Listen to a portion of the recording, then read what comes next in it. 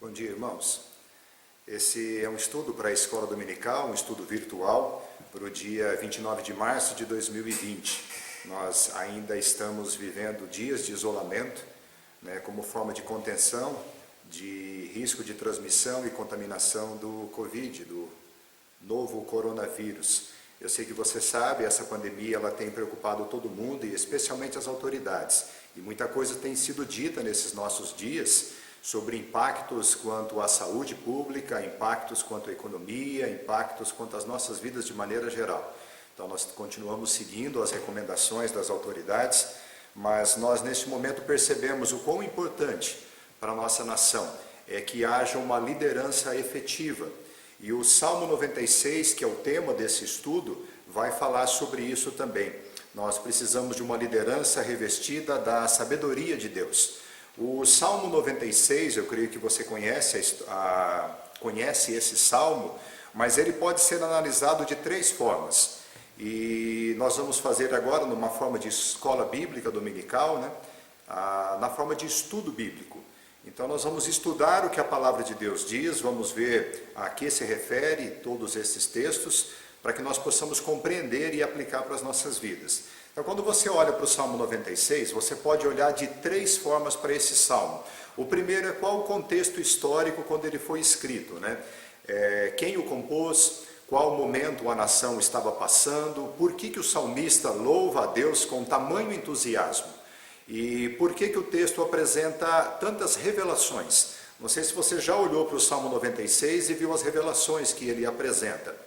Uma segunda forma de olhar para esse Salmo é a análise do Salmo em si.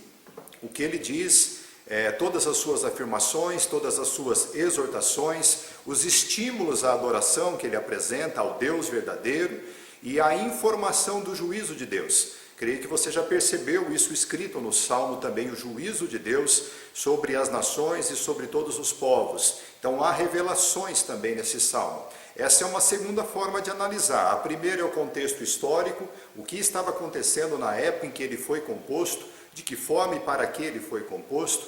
A segunda forma é a análise do Salmo. E a terceira forma, que eu também percebo aqui, é a análise profética do Salmo. Para o que essas profecias apontam. E considerando isso tudo na história da revelação. A forma com que Deus revelou progressivamente a sua salvação. No estudo passado nós falamos sobre o povo de Israel lá no Egito e nós falamos sobre a saída e tudo aquilo apontava para algo muito superior que era Cristo.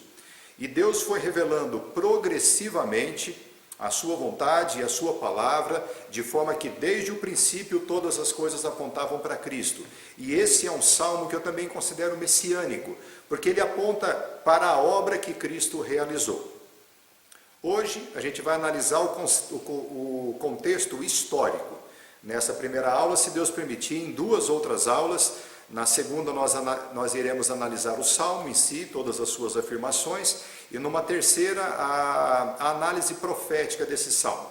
No contexto histórico, isso é importante a gente conhecer, porque vários aspectos de uma liderança podem ser percebidos durante o período em que esse salmo foi composto.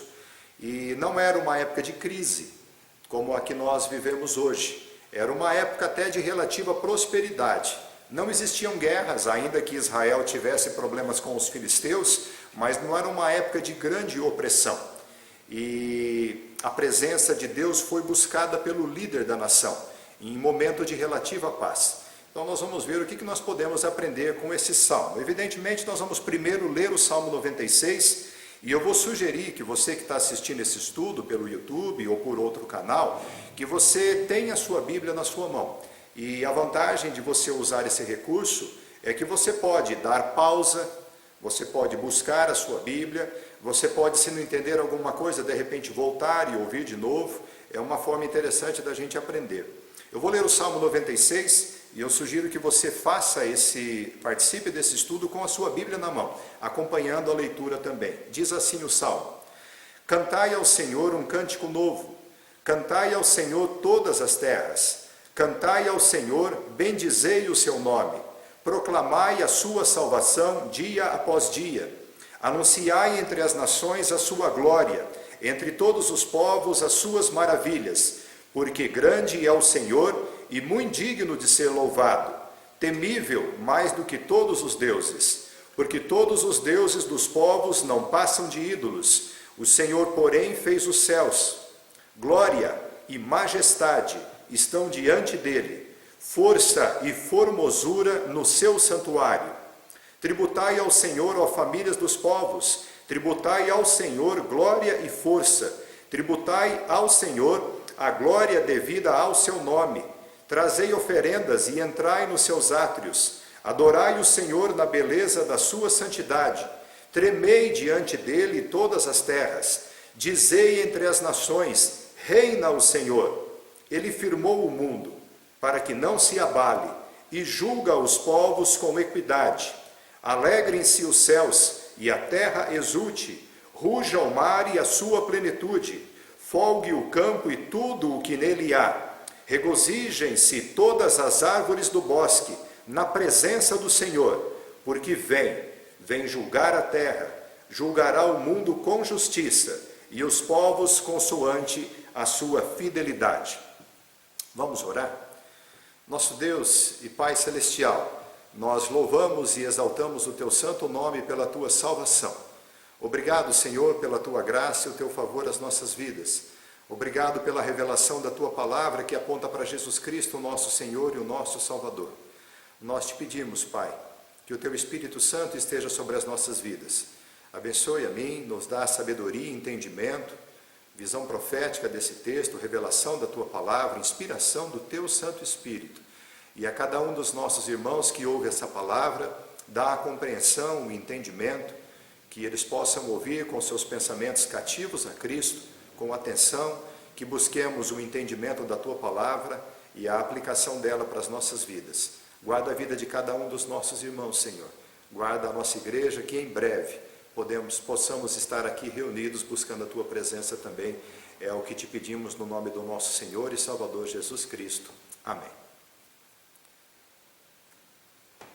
É importante que você, de fato, como eu já disse, esteja com a sua Bíblia acompanhando. E o contexto histórico desse Salmo 96, talvez na sua Bíblia já esteja escrito ali no subtítulo, 1 Crônicas, primeiro livro das crônicas dos reis de Israel. Nós vamos ler o capítulo 13 de 1 Crônicas. 1 Crônicas, o livro tem esse nome porque ele narra as histórias, as crônicas dos reis de Israel. E o primeiro livro das crônicas, no capítulo 13, traz uma informação interessante, onde vai culminar e vai chegar até a composição do Salmo 96. Para você saber, também há o relato paralelo no livro de 2 Samuel, capítulo 6. 2 Samuel foi o último juiz, acumulou também a função de profeta e também de sacerdote. Após ele vem a monarquia em Israel. Então, em 2 Samuel, capítulo 6, você vai achar um texto paralelo e ajuda você a ler os dois textos para você poder compreender as informações todas aplicadas a esse momento.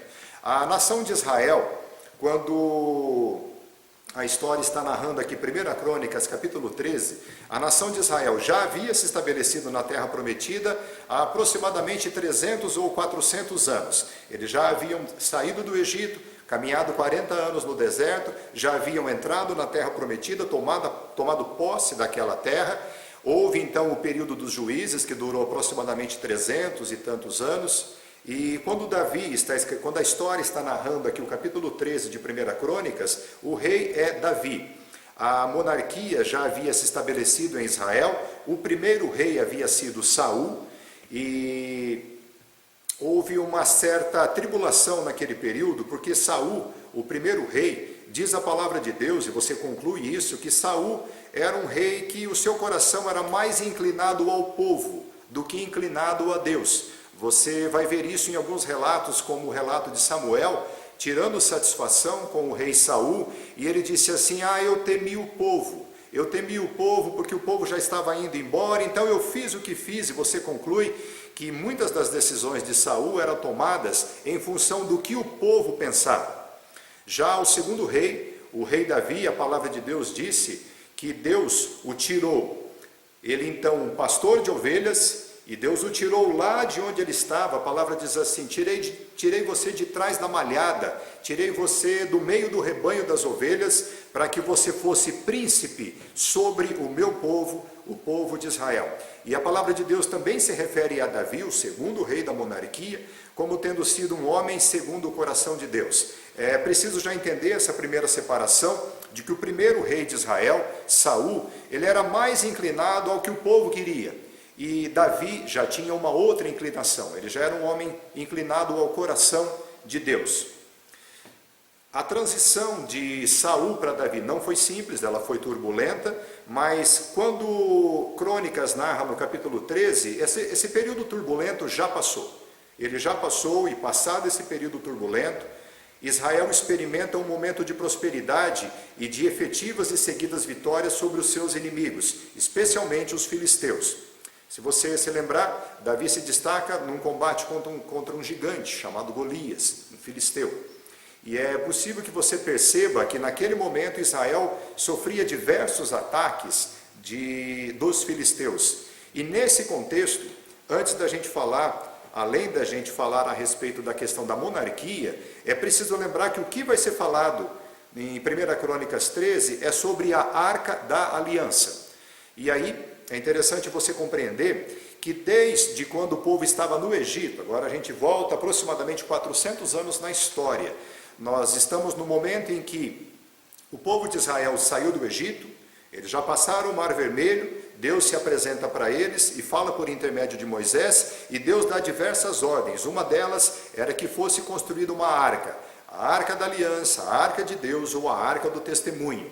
Há algum tempo atrás nós tivemos um estudo com a Viviane, esposa do pastor Dom João, e ela explicou muito sobre o tabernáculo, sobre a arca. Espero que você já conheça um pouco sobre isso. O que a arca representava? Ela representava a presença de Deus, e ela era o local onde o nome de Deus seria invocado. A palavra se refere à Arca da Aliança. Ela tinha na sua tampa, no propiciatório, 2 anjos, 2 querubins, e sempre que o povo de Israel se referia ao povo, ele dizia assim, que Deus estava assentado acima dos querubins. A presença de Deus era observada na arca.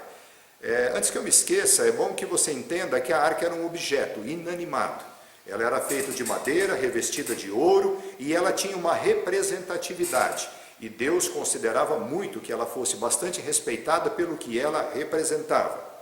A Arca da Aliança, quando o povo de Israel, depois de 40 anos caminhando no deserto, agora sobre não a liderança mais de Moisés, que já havia morrido, mas sobre a liderança de Josué, eles entram na terra prometida passando o rio Jordão. E a narrativa diz que os levitas vinham carregando a arca, e quando eles colocaram os seus pés no rio Jordão, o rio Jordão para de correr a água e ela se amontoa toda de um lado, e todo Israel passa a pés enxutos e entra na terra prometida. A Arca da Aliança, ela tinha um significado tremendo. Ela significava que Deus estava com o seu povo. E passado o período da posse da terra, iniciado o período dos juízes, muito tempo foi passando, aproximadamente 300 anos, e o povo começou a cometer um erro que Deus já havia os alertado, dizendo assim: não se misture com esses outros povos, não se misture com essas nações e com os seus costumes, porque eles adoram a outros deuses. Mas Israel cometeu esse pecado, e ele começou a pecar diante de Deus, e um dos últimos juízes e também sacerdote, melhor dizendo, um dos últimos sacerdotes foi Eli. E Eli, isso está narrado no início do livro de Samuel, Eli não andava segundo a vontade de Deus. E os seus filhos aceitavam suborno. E os seus filhos se prostituíam com outras mulheres também. Então, houve um episódio de guerra entre os filisteus e o povo de Israel. E Israel teve uma ideia. O próprio sacerdote Eli aprovou essa atitude. Eles pensaram assim: vamos batalhar contra os filisteus, eles haviam sofrido algumas derrotas, mas vamos levar a arca do Senhor. Então eles foram lá, buscaram a arca onde ela estava, eles primeiro trouxeram diante do povo de Israel, e diz assim: todo o Israel rompeu em grande brado, e ressoou a terra. Você consegue imaginar essa situação? todo o povo de Israel, quando a arca estava ali, eles ressoaram em grande brado. Eu queria dizer para você, desde já, uma conclusão que a gente tem, é que nós, como seres humanos, conseguimos fazer barulho.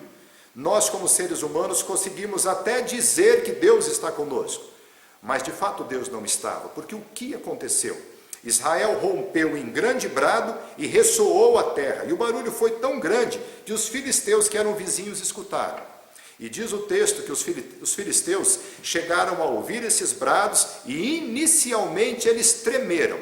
Eles disseram assim: os deuses desceram até o arraial de Israel. Como nós vamos derrotá-los? Porém, a reação dos filisteus, ela foi inicialmente de tremor, mas depois eles foram tomados de uma coragem, diz o texto, uma coragem varonil. Eles se juntaram e se animaram para enfrentar Israel. Consegue perceber isso? Israel pega a arca da aliança, coloca no meio do povo, e o povo levanta um grande brado. Parece que Deus estava com eles, mas Deus não estava. Os filisteus chegam a escutar o barulho e se assustam, mas se tomam de mais ânimo ainda para enfrentar os israelitas. E o que acontece? Eles não só derrotam os israelitas, como eles levam a arca da aliança. Os 2 filhos de Eli morrem. E Eli, quando fica sabendo da notícia, ele também cai para trás, quebra o pescoço e morre. A sua nora estava prestes a dar à luz, e dá à luz um filho, uma criança, e coloca o nome na criança que significa: foi-se a glória de Deus. E a arca da aliança, ela fica alguns meses com os filisteus, e ela foi devolvida após os filisteus sofrerem algumas pragas, e também terem o seu Deus humilhado. O Deus dos filisteus era Dagon, e a arca foi levada pelos filisteus no templo de Dagon e colocada à frente dele. No dia seguinte, a imagem de Dagon estava prostrada diante da arca. Os adoradores de Dagon reerguem a arca, mas no dia seguinte, Dagon estava cortado como que na planta dos pés e como que de bruço diante da arca da aliança. Eles tiram a arca dali e mandam para outro lugar. E por onde ela passava, muitas úlceras e muitos problemas aconteceram. Até que os filisteus resolvem devolver a arca. E devolvem com alguns presentes, inclusive objetos de ouro na forma de úlceras, inclusive. E a arca é devolvida para o povo de Israel, mas ela não volta para Jerusalém. Ela fica na casa de Abinadab, e seu filho Eleazar é consagrado para guardar a arca do Senhor. Segundo o relato bíblico, a arca fica lá durante 20 anos. Durante 20 anos, a arca está distante do centro das atenções, que era Jerusalém. Esse é o contexto de 1 Crônicas, capítulo 13, de 1 a 4, que é o texto que nós vamos ler. Diz assim a palavra de Deus: consultou Davi os capitães de 1000 e os de 100 e os seus príncipes e todos os príncipes, e disse a toda a congregação de Israel: se bem vos parece, e se vem isso do Senhor nosso Deus, enviemos depressa mensageiros a todos os nossos outros irmãos em todas as terras de Israel, e aos sacerdotes e aos levitas, e com eles nas cidades e nos seus arredores, para que se reúnam conosco. Tornemos a trazer para nós a arca do nosso Deus, porque nos dias de Saul não nos valemos dela. Então toda a congregação concordou em que assim se fizesse, porque isso pareceu justo aos olhos de todo o povo. O primeiro exemplo de liderança de Davi foi consultar a liderança do povo. A liderança militar, quando ele diz assim que consultou os capitães de 1000 e os capitães de 100, se você tiver um tempo e quiser ler a história narrada um pouquinho antes, tem um texto interessante no capítulo 11 que fala os valentes de Davi. Porque Deus estabeleceu Davi e lhe deu também um poderoso exército. E quando você vê a narrativa dos valentes de Davi, homens realmente valorosos, eles estavam com Davi não sem motivo. E Davi tem o cuidado de trazer esses capitães de 1000, capitães de 100, militares para essa conversa. Mas Davi consultou também a liderança civil. Diz o texto que ele consultou todos os príncipes. E Davi também consultou a liderança religiosa, porque ele chama sacerdotes e chama também os levitas. E o que eles queriam avaliar? Davi foi quem teve o sentimento. Davi é quem teve o desejo de trazer a arca do Senhor. E ele então consulta os militares, e ele então consulta os príncipes, e ele então consulta os sacerdotes e os levitas, para que chamassem toda a congregação de Israel e envolver todas as pessoas nessa ação de trazer a arca. E ele diz assim: nosso desejo é trazer a arca e saber se esse desejo vem do Senhor. E aqui já tem uma aplicação que nós nunca podemos nos esquecer. Todo sentimento que a gente tiver, tentar saber se isso de fato vem do Senhor. Davi quer que o povo pense sobre isto e considere, como sabedores que eles eram, de quem era Deus e a quem eles serviam, se isto seria do agrado de Deus. Eu me lembro agora das palavras de Paulo, quando ele escreve aos Colossenses e diz que nós devemos viver para o inteiro agrado do Senhor. Então, tudo aquilo que fizermos, devemos de fato nos preocupar e saber se é do agrado do Senhor. Davi teve essa preocupação, ele como líder tem um papel importante em relação a isso, e a lição é que nós devemos buscar a Deus, não somente nos momentos de aflição, mas também nos momentos de relativa paz e tranquilidade. Eu não estou dizendo com isso que quando nós passamos por aflição, que nós não iremos recorrer ao nosso Deus, porque o Salmo diz que o nosso Deus é socorro bem presente na hora da angústia. O que eu quero dizer é que nesse momento em que Davi está com esse sentimento de trazer a arca da aliança, ele está num momento próspero. Há pouco tempo ele foi nomeado rei sobre Israel. Ele tem grandes valentes e um grande exército junto com ele. Mas ele busca isso não no momento em que Israel está passando por uma crise. Ele busca isso no momento em que as coisas estão indo bem, pelo menos relativamente bem. Elas estavam no momento de prosperidade em Israel. Quando as coisas vão bem, quando a saúde vai bem, quando os negócios vão bem, quando os relacionamentos vão bem, devemos buscar o Senhor. É claro, nós devemos buscar sempre o Senhor. É verdade que quando passamos por aflições e sofrimentos, buscamos com mais intensidade ao Senhor. Mas nós devemos nos lembrar disso, que o texto aponta. O próprio rei Davi buscava a arca da aliança, que significava a presença do Senhor, o local onde o nome do Senhor era invocado, em momento de tranquilidade. É uma primeira reflexão que nós devemos ter. Feito isto, tendo a concordância e o envolvimento do povo, é momento então de buscar a arca. O texto continua em 1 Crônicas 13, 5 a 14, dizendo o seguinte: reuniu, pois, Davi a todo o Israel, desde Sior do Egito até a entrada de Ramate, para trazer a arca de Deus de Kiriat Jearim.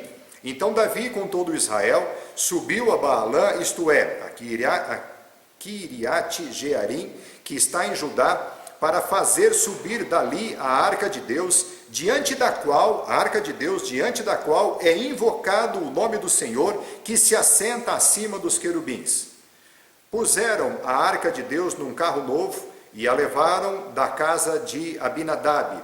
E Uzá e Aiô guiavam o carro, eles eram filhos de Abinadab. Davi e todo Israel alegravam-se perante Deus, com todo o seu empenho, em cânticos, com harpas, com alaúdes, com tamborins, com símbolos e com trombetas. Quando chegaram à eira de Quidom, estendeu Uzá a mão à arca para a segurar, porque os bois tropeçaram. Então a ira do Senhor se acendeu contra Uzá e o feriu, por ter estendido a mão à arca, e morreu ali perante Deus. Desgostou-se Davi, porque o Senhor irrompera contra Uzá, pelo que chamou aquele lugar Pérez Uzá até ao dia de hoje. Temeu Davi a Deus naquele dia, e disse: como trarei a mim a arca de Deus? Pelo que Davi não trouxe a arca para si, para a cidade de Davi, mas a fez levar à casa de Obed-edom o geteu. Assim ficou a arca de Deus com a família de Obed-edom 3 meses, em sua casa, e o Senhor abençoou a casa de Obed-edom e tudo o que ele tinha. Davi continua dando um grande exemplo de liderança, envolvendo todo o povo para buscar a arca. Ele sabia da importância da arca e a colocou em um carro novo, uma carroça puxada por bois, um carro novo, um carro nunca antes usado para outra coisa. Davi com certeza fez isso com um bom coração, com uma boa intenção. Israel se alegrava, diz o texto, com todo o seu empenho, e eles faziam isso também de coração, com sinceridade diante de Deus.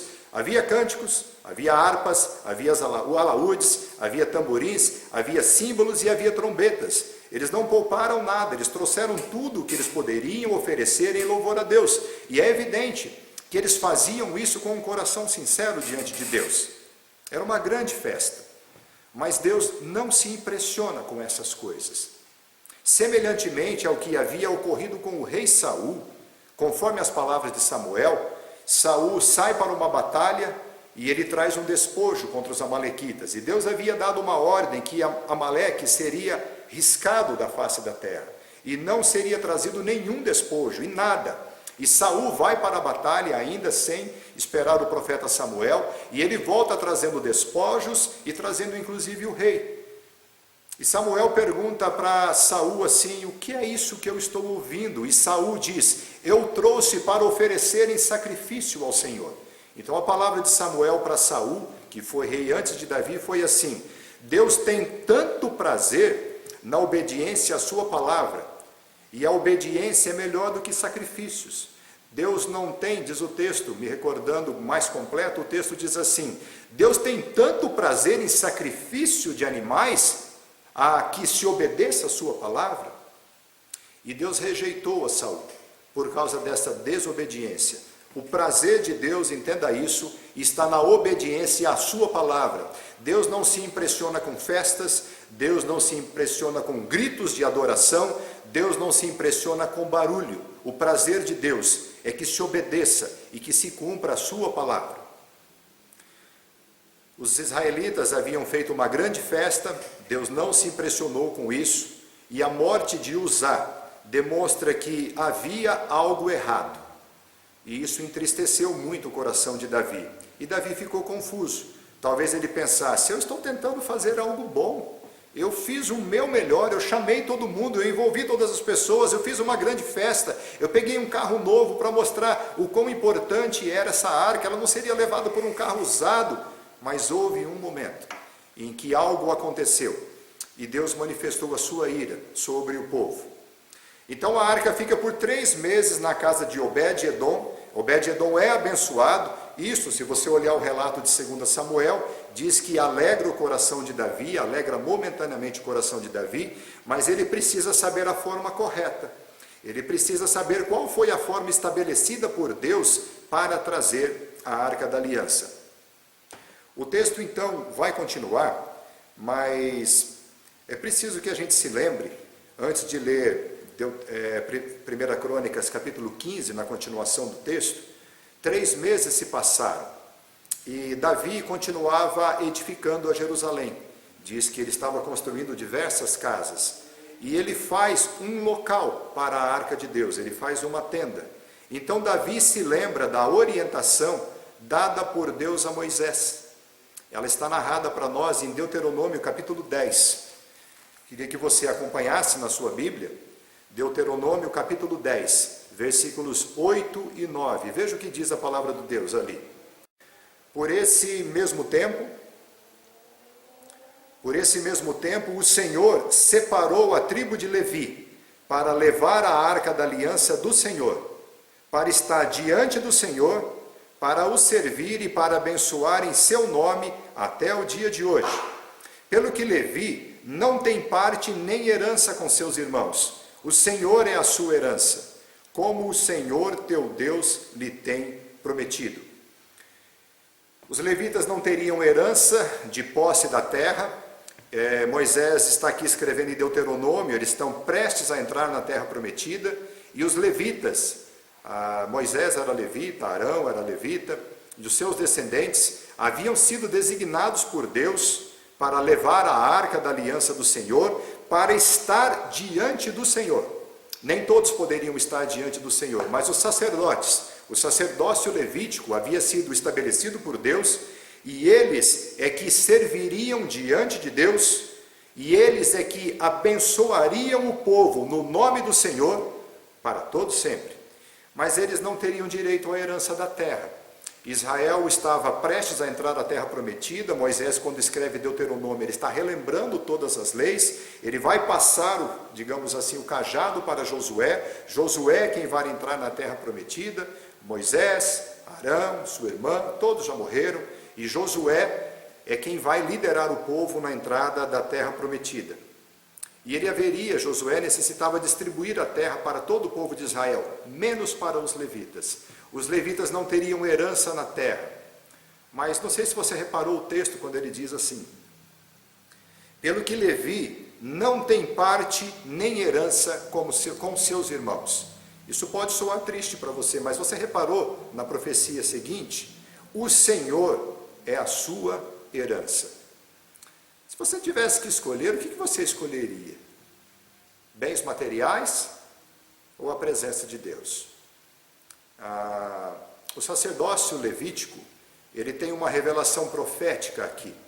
E se Deus permitir, nós iremos fazer 3 estudos. Hoje, como eu já disse, estamos analisando o contexto histórico, mas no futuro, talvez no próximo domingo, a gente analise o que o Salmo diz, e depois a gente analisará a questão profética desse Salmo, quando ela fala do sacerdócio real, que nós somos nomeados. Então esse era o contexto. Deus havia estabelecido e elegido a tribo de Levi para levar a arca, e agora em 1 Crônicas, no capítulo 15, a partir do versículo 1 até o versículo 15, tem a narrativa da segunda tentativa, da segunda ação de Davi como líder do povo de Israel, de levar a arca. Diz assim a palavra: fez também Davi casas para si mesmo na cidade de Davi. A cidade de Davi é Jerusalém. E preparou um lugar para a arca de Deus, e lhe armou uma tenda. Então disse Davi: ninguém pode levar a arca de Deus, senão os levitas, porque o Senhor os elegeu para levarem a arca de Deus e os servirem para sempre. Ele entendeu, ele compreendeu o que a palavra dizia.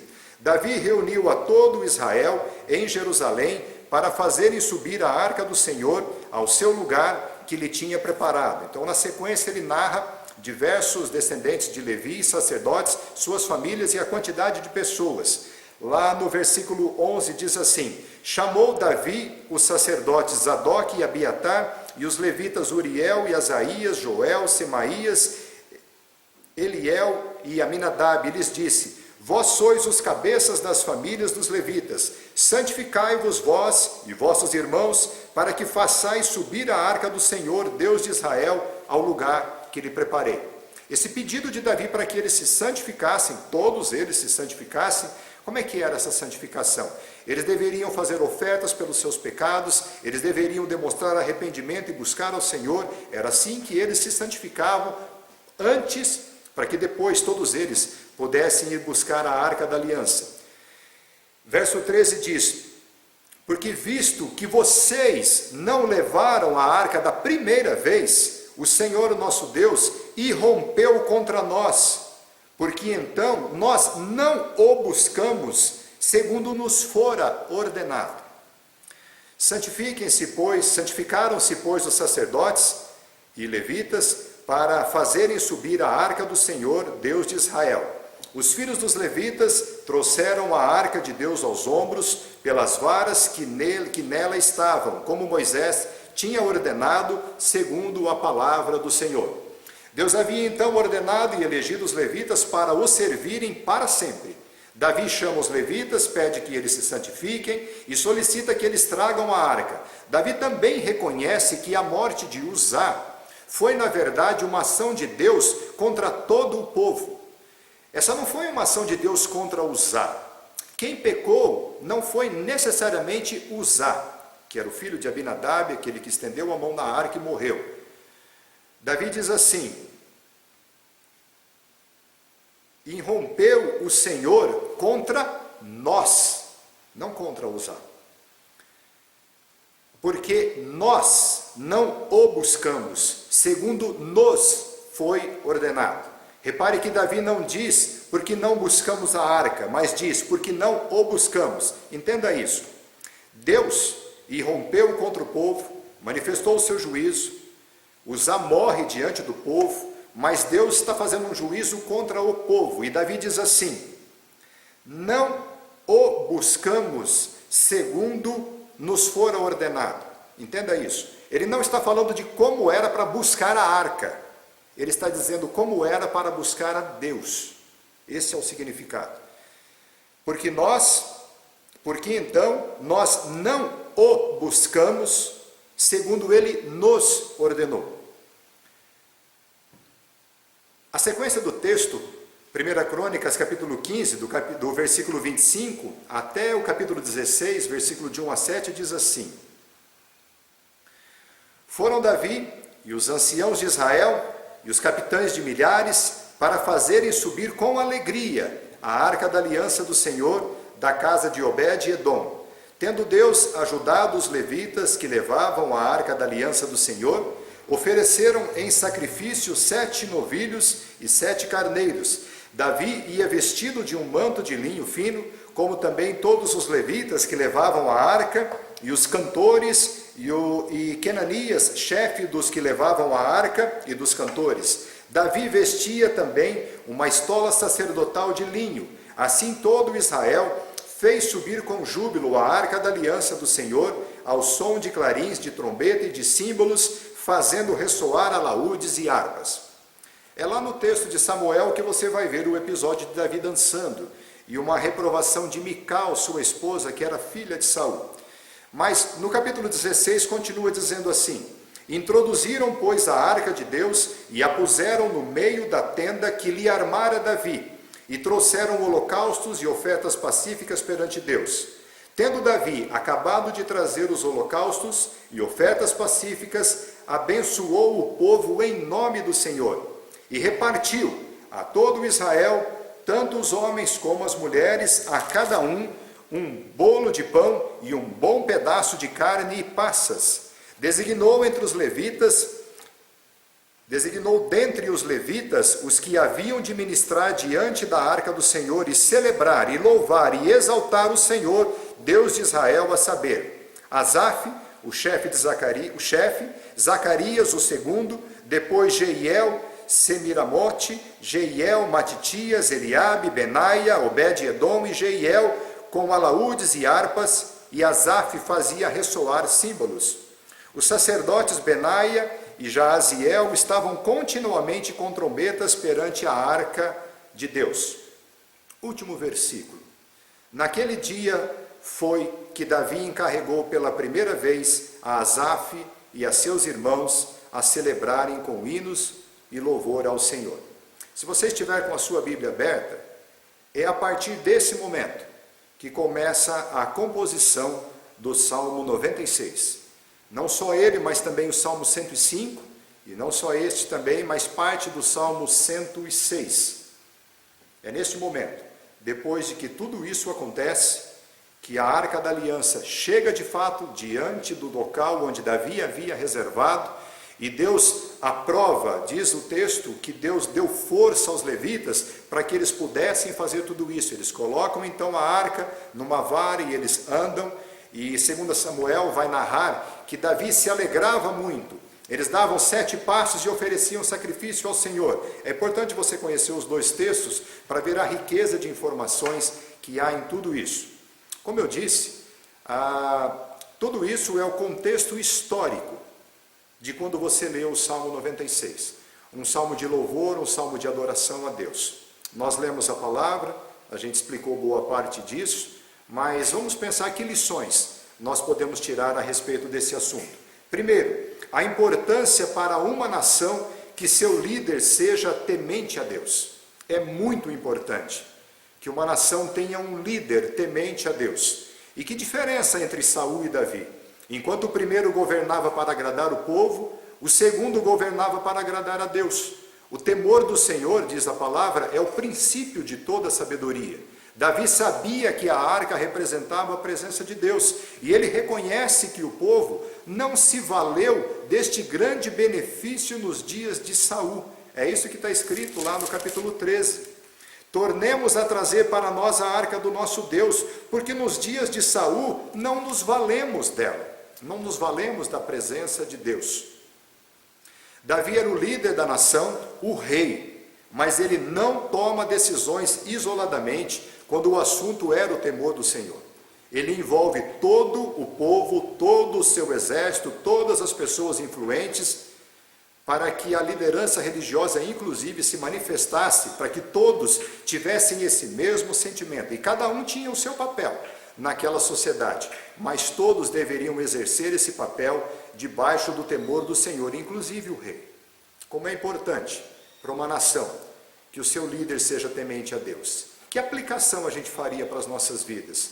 Nós precisamos buscar a presença de Deus em nossas casas, nas nossas famílias, nas nossas vidas. Nós não podemos correr o risco de não nos valer da presença de Deus. De alguma forma você exerce liderança onde você está, seja na sua casa, na sua família, onde você estiver. Não abra mão de se valer da presença de Deus na sua vida. Deus tem prazer de estar no meio do seu povo em todas as áreas da nossa vida. Ele é quem nos dá a cura, Ele é quem nos dá a libertação, Ele é quem nos dá a prosperidade, Ele é quem nos dá o sustento, nele nós vivemos. Viva em comunhão constante com Deus. Uma segunda conclusão: precisamos conhecer o que Deus ordenou. Nós precisamos conhecer o que Deus ordenou. Mesmo homens escolhidos por Deus podem falhar em suas ações, mas a palavra de Deus não falha. Ainda que tenhamos boas intenções, ou que façamos uma grande festa ao Senhor, se não fizermos como Ele nos ordenou, seremos rejeitados. Às vezes, Deus permite situações em nossas vidas para que reflitamos se estamos, de fato, obedecendo ao que Ele determinou. Davi e o povo erraram. Davi e o povo erraram, ao falhar num único detalhe. Mas ao recordar e a observar o que Deus havia determinado por meio de Moisés, ele então acerta e recebe o favor de Deus. Neste cenário de obediência à palavra, existe verdadeira adoração aceita por Deus.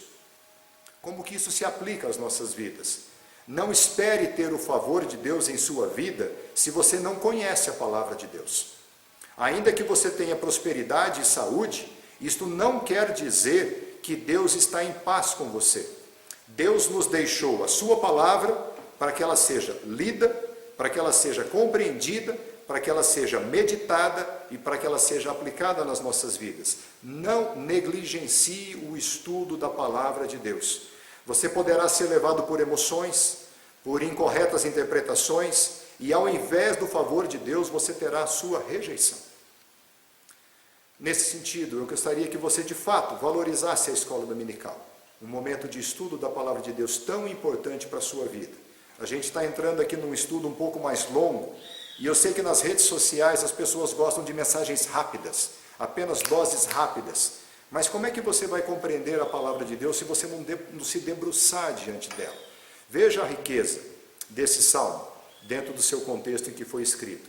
Um terceiro aprendizado que nós temos em relação a esse texto é a necessidade de uma sábia direção. Como é bom nós temos líderes sábios. Provérbios 11:14 diz assim: não havendo sábia direção, cai o povo, mas na multidão de conselheiros há segurança. Vou repetir: não havendo sábia direção, cai o povo, mas na multidão de conselheiros há segurança. Davi não quis tomar uma decisão tão séria isoladamente. Você percebe isso no texto. Ele preferiu ouvir o povo, porque o povo também era temente a Deus. Não é ouvir qualquer pessoa, ouvir pessoas tementes a Deus.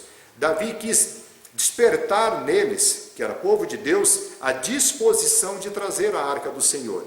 Isso, o próprio Deus que despertou no coração de Davi. De onde você acha que veio? Lembra que Davi diz assim: consultou os capitães, consultou os príncipes, consultou os sacerdotes, os levitas, todo o povo, para dizer assim: é de Deus que vem esse sentimento?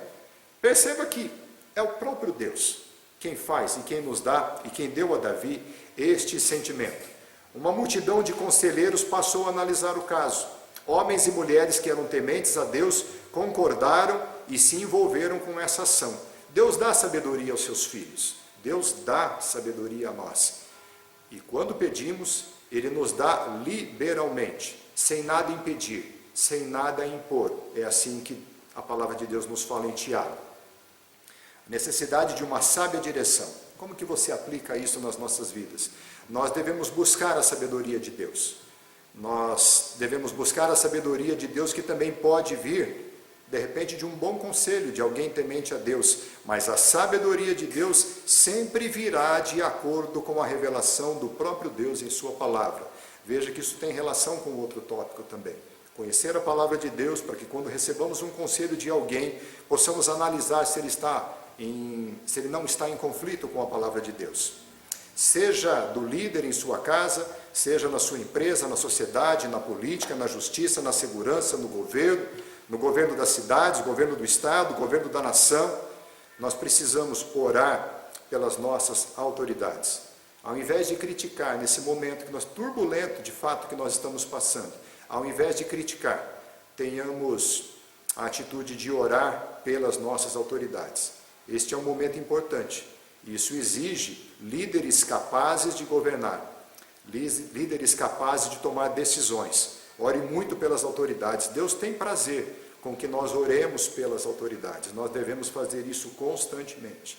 Eles têm tantas dificuldades quanto eu e você temos para analisar esse caso. Mas nós podemos clamar ao Deus dos céus que dê sabedoria às nossas autoridades. Faça isso constantemente. Conclusão. Perceba como todas essas coisas apontam para Cristo. Essa história não é sobre Davi. Essa história não é sobre o povo de Israel. Essa história é sobre o amor de Deus aos seus filhos. Ele é expresso e é manifestado no seu Filho Jesus. O amor de Deus é manifestado no seu Filho Jesus, para quem todas essas coisas sempre apontaram. Da descendência de Davi, desse rei, virá e veio o Filho de Deus. A raiz de Davi é Cristo. Cristo estabelecerá e estabeleceu um reino eterno, que subsiste para sempre. A vitória de Cristo não é sobre filisteus. A vitória de Cristo é sobre o mundo, sobre a carne, sobre o diabo, sobre a morte, sobre o pecado. A vitória de Cristo não é temporal, ela é eterna. E o povo de Deus foi comprado pelo sangue do Cordeiro. A Arca da Aliança representa a aliança de Deus em Ele mesmo salvar o seu povo por um Cordeiro de Deus que lhes tira o pecado. Repare no sacerdócio levítico. Eles não tinham herança material na terra, mas eles tinham uma herança eterna, o próprio Deus. Lembre-se, Cristo nos constituiu sacerdotes reais para servirmos a Deus eternamente. Deus nos abençoe. Senhor, obrigado por esse momento de estudo da Tua Palavra. Aplica ao nosso coração, ó Deus, no poder do Teu Espírito Santo. Abençoe cada irmão, cada um de nós que ouve essa palavra, que estuda esse texto, que possamos compreender essas verdades espirituais que apontam para o nosso Senhor e o nosso Salvador. Abençoa-nos, Pai, guarda as nossas vidas e perdoa, Senhor, os nossos pecados, no nome do nosso Senhor e Salvador Jesus Cristo. Amém.